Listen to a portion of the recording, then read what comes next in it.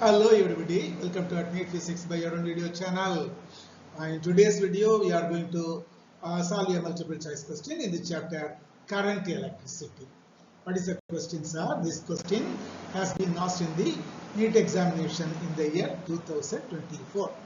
The question is, the terminal voltage of the battery whose EMF is 10 volt. EMF means what? Electromagnetic force. Is 10 volt. And the internal resistance 1 ohm. When connected through an external resistance of 4 ohm as shown in the figure.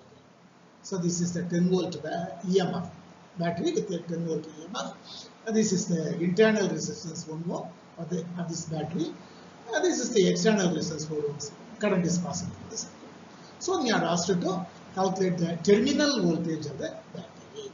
So as usual, you are given 4 options: 4 volt, 6 volt, 8 volt, and 10 volt. So E is the potential of the battery, or rather to say EMF of the battery. That is 10 volt. EMF is what? Electromotive force. So here RT is the total resistance in the circuit. What is the total resistance? This is 4 ohm. This is 1 internal resistance of the battery. So 4 plus 1. So current in the circuit, E divided by resistance. EMF divided by resistance, according to Ohm's law. So that is equal to 10 volt divided by 4 plus 1, 5. 10 by 5, 2 ampere. Now you are asked to find the terminal voltage. What is it?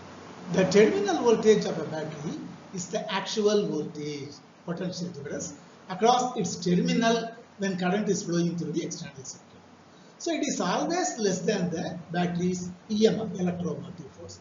It is less than that because some voltage is dropped across the internal resistance of the battery.